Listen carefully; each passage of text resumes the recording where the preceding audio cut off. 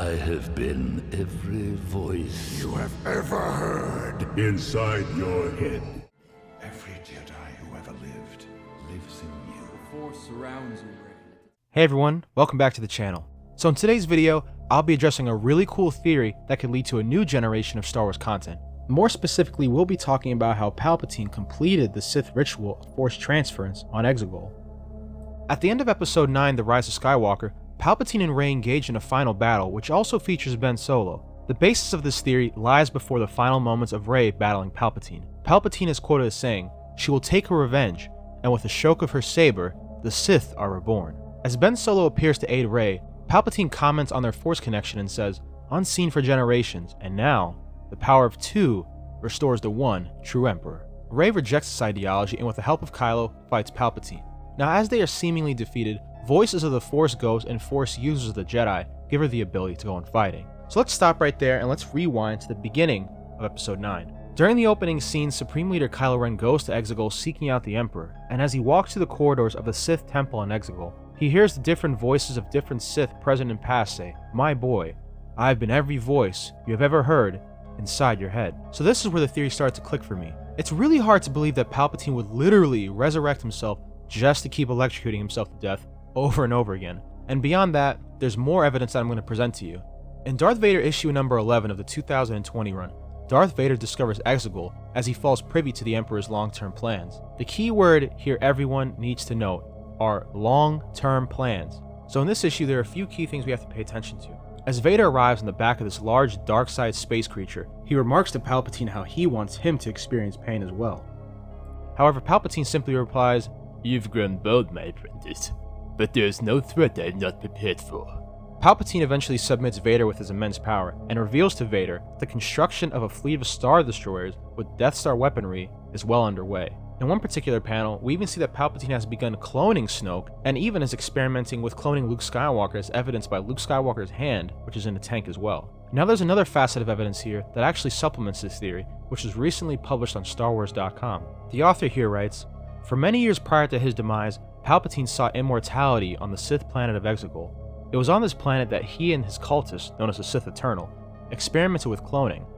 This would be the grand finale of the contingency, known only to select few." The article goes on to further explain, quote, "When Palpatine was killed on the second Death Star, his consciousness transferred to a clone body of his own on EXEGOL." Now this is all really important to the theory at present, because I think the events of the comic are a complete foreshadowing of the future, and the contents of the Star Wars article further supplement this possible theory. The theory is supplemented by these two facets based on the fact that Palpatine was extremely well planned out on how he would remain in power throughout the ends of time. Palpatine is seemingly well ahead of the curve, preparing the fleet on EXEGOL during the original trilogy, and cloning, as well as exploring immortality.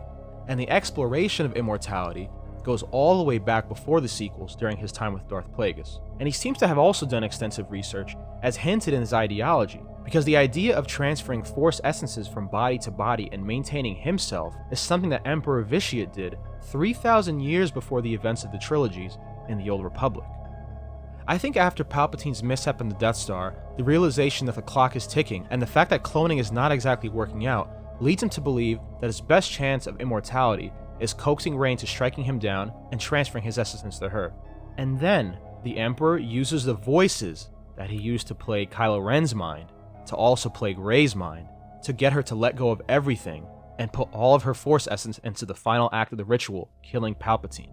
Yes, even her dark side ability, which we saw earlier in the film when she used Force lightning to blow up a transport ship. When you think about it, Rey only hears voices inside of her head, and no Force ghosts appear alongside her. With Rey seemingly convinced that the Force and the Jedi are on her side, she completely lets go and inadvertently opens herself up to Palpatine. Now after Rey quote-unquote defeats Palpatine, the final act is Ben trying to save Rey, but this is really Palpatine draining the Force essence from Kylo, finally extracting his revenge and killing the final Skywalker. Having completed the dark side ritual of Force transference, much like Emperor Vitiate did in the Old Republic, the Sith are reborn.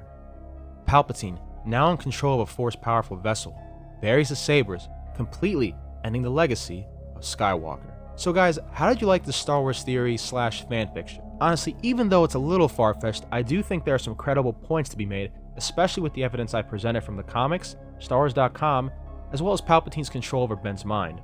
I personally would love to see the return of these sequel trilogy characters at some point, but only under the right circumstances. Please let me know your thoughts and opinions in the comment section below. If you enjoy my content, please don't forget to like, share, comment, and subscribe.